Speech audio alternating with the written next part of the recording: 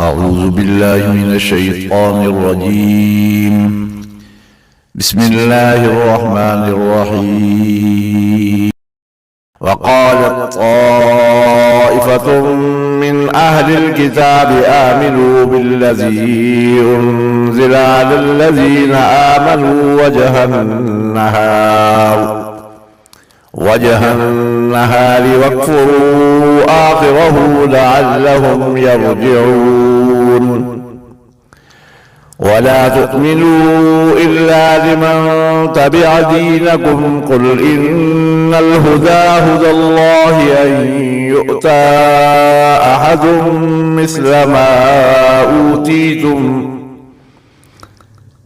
ما أوتيتم أو يحاجوكم عند ربكم قل إن الفضل بيد الله يؤتيه من يشاء والله واسع عليم. يختص برحمته من يشاء والله ذو الفضل العظيم.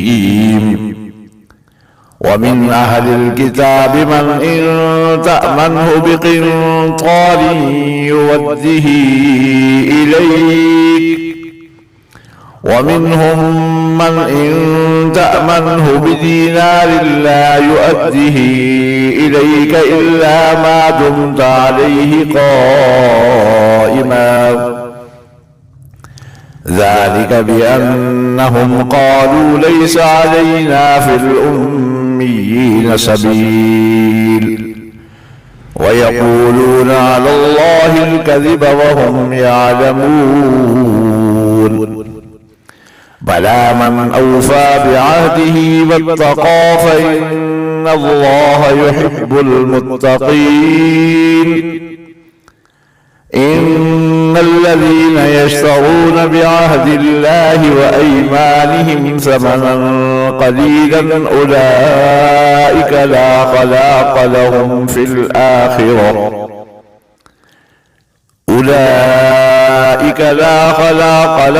في الآخرة ولا يكلمهم الله ولا ينظر إليهم يوم القيامة ولا يزكيهم ولهم عذاب أليم.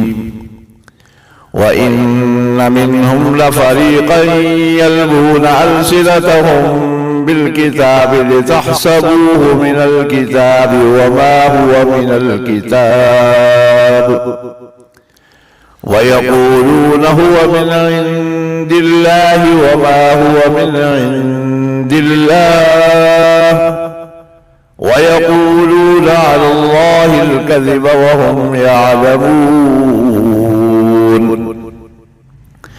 ما كان لبشر أن يؤتيه الله الكتاب والحكم والنبوة ثم يقول للناس كونوا عبادا لي من دون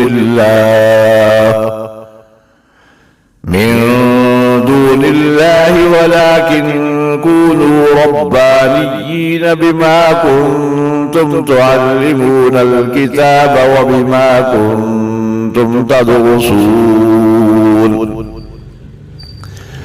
ولا يأمركم أن تتخذوا الملائكة والنبيين أربابا أيأمركم بالكفر بعد إذ أنتم مسلمون. صدق الله العظيم.